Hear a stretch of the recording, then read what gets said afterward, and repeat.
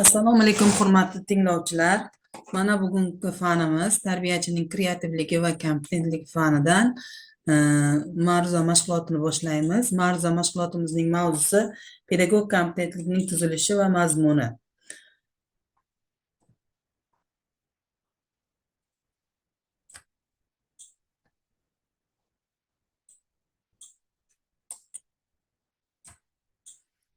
Mavzumizning rejalari bilan tanishtirib o'taman. Birinchi rejamiz kompetentlik va kasbiy kompetentlik tushunchalarining mohiyati, kasbiy kompetentlik sifatlari, pedagogik kasbiy kompetentlikni rivojlantirish mavzulari bo'yicha bugungi ma'ruza mashg'ulotimizni o'tamiz. Hurmatli tinglovchilar, birinchi rejamiz bo'yicha ma'lumot beradigan bo'lsak, kompetensiya bu o'zi inglizcha so'zdan olingan bo'lib, erishaman, to'g'ri kelaman, qobiliyat degan ma'noni bildiradi. Bu subyektga maqsadni qo'yish va unga erishish uchun tashqi va ichki zaxiralarni samarali birga tashkil qila olishlikka tayyorgarligi yoki boshqacha qilib aytganda bu subyektning muayyan kasbiy masalalarni yecha olishga qaratilgan shaxsiy qobiliyatdir.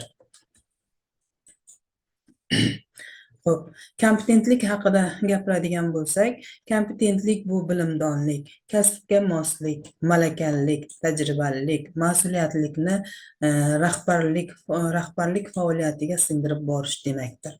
O'z sohasining ishining ustasi bo'lish, sohasining sirlarini ham har tomonlama chuqur bilish demakdir degan fikrni bildiradi Elkonim. Xo'p,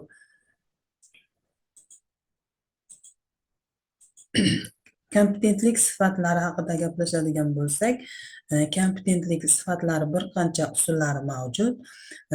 Buning birinchisi bu kasbiy kompetentlik, ijtimoiy kompetentlik, maxsus kompetentlik, psixologik kompetentlik, kommunikativ kompetentlik, kreativlik, innovatsion, informatsion, metodik, shaxsiy, texnologik, ekstremal kompetentlik va umummadaniy kompetentlik sifatlaridan iborat.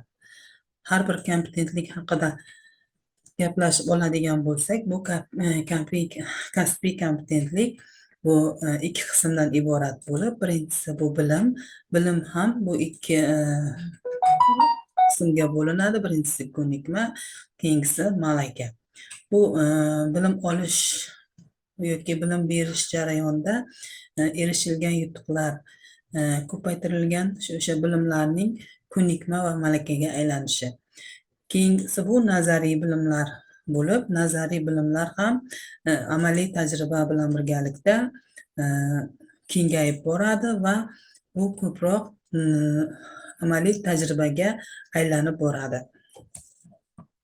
Ijtimoiy kompetentlik esa bu ijtimoiy munosabatlarda faollik, kasbiy faoliyatda subyektlar bilan muloqotni to'g'ri yo'lga qo'ya olishlik hisoblanadi. Maxsus kompetentlik bu kasbiy faoliyatida kasbiy pedagog faoliyatini tashkil etishda tayyorlanish, kasbiy pedagog vazifalarni oqilona hal qilish, faoliyatni natijalarini real baholash, bilim ko'nikma malakalarni izchil rivojlantirib borish nazarda tutiladi.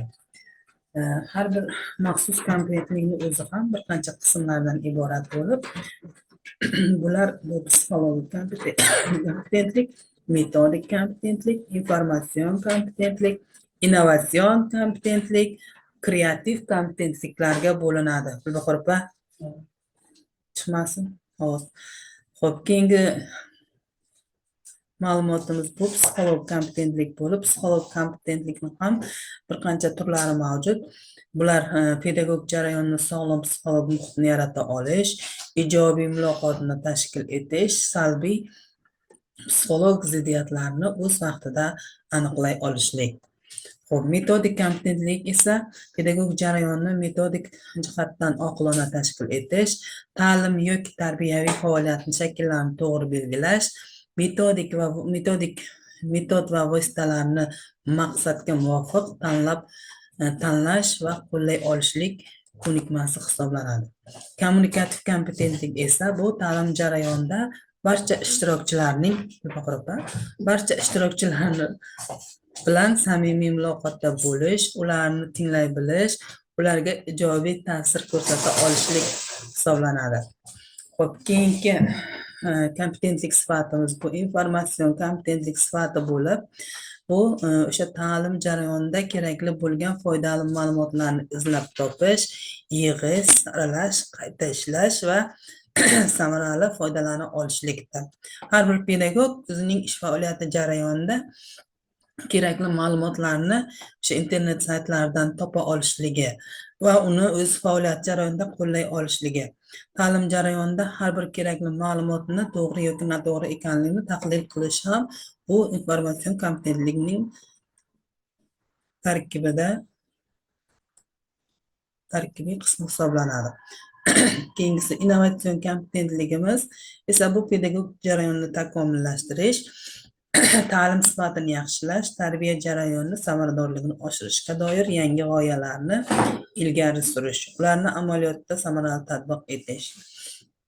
Shaxsiy kompetentlik esa kasbiy o'sishga erishish, malaka darajasini oshirib borish, kasbiy faoliyat o'z ichki imkoniyatlarini namoyon qilishdir. Xo'p, keyingi kompetentlik sifatimiz bu texnologik kompetentlik bo'lib, texnologik kompetentlik bu bilim, ko'nikma, malakalarning boyitadigan ilg'or texnologiyalarni o'zlashtirish, texnika va texnologiyalardan faoliyatlar jarayonida kengroq qo'llay olishlik hisoblanadi. Ekstremal kompetentlik esa bu favqulodda vaziyatlarda, pedagog nizolarda yuzaga keladigan nizoli vaziyatlardan oqilona chiqib keta olishlik, o'z bilimiga ishonib qarorlarni qabul qilish va o'shanday vaziyatlarda bemalol imkoniyat yaratib bera olishlik, vaziyatlarni hal qilish uchun imkoniyatlarni yarata olishlik. Xo'p, keyingi kompetentlik sifatimiz bu kreativlik kompetentlik bo'lib, kreativlik bu har bir pedagogga xos bo'lgan xislat bo'lib, pedagog faoliyatida ijodiy yondasha olish, o'zining ijodkorlik malakalariga egaligini namoyon eta olish ko'nikmasi hisoblanadi. Ijodkor tarbiyachi, kreativ tarbiyachi faoliyatlar jarayonida yangiliklarni olib kira olishligi va yangiliklar asosida ta'lim jarayonini to'g'ri tashkil qilib borishi muhim hisoblanadi. Bugungi kunda zamon rivojlangan sari har bir ta'lim jarayonlari ham sifat samaradorligi oshib boryapti. Shunday ekan, bu ta'lim jarayonida kreativ pedagoglarning bo'lishi muhim hisoblanadi. Xo'p, umummadaniy kompetensiya. Umummadaniy kompetensiya bu ma'lumotli, madaniyatli, umuminsoniy qadriyatlarga egalik hisoblanadi. Milliy madaniyatga ega bo'lish, mamlakatning ijtimoiy hayotida ishtirok etish, boshqa millatlarning madaniyatini hurmat qila olishlik, dini, irqi, millatidan kelib qat'iy nazar har bir millatning qadriyatlarini bilishlik, ular asosida o'z milliyligini namoyon etishlik hisoblanadi. Xo'p, pedagog o'z ustida ishlash orqali o'zining kasbiy va shaxsiy sifatlarini oshirib borishi muhim hisoblanadi. Shu bilan birgalikda kasbiy bilimni, ko'nikmasi, malakalarni takomillashtirishga o'z hissasini qo'shadi va shu bilan birgalikda kasbiy va ijodiy hamkorlikka erishadi, ishchanlik qobiliyatlarini doimiy rivojlantirib boradi.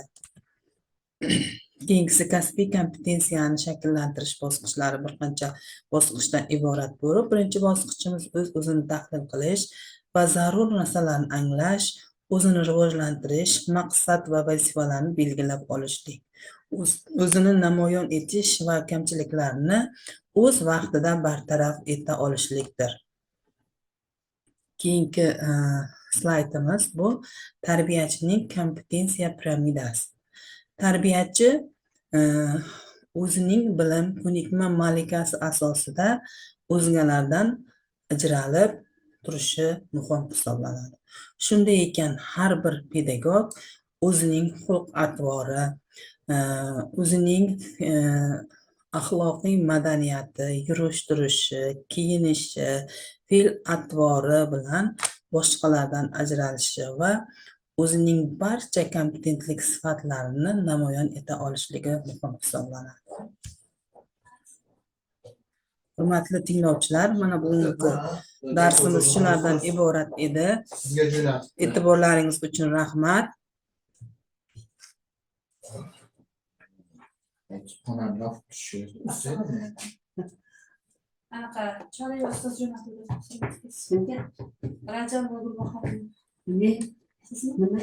Ilm yo'lida amasini o'chirib yuboring Sirojjon. Zoom'ni o'chirish kerak. Zapis qildik. O'chirib bering.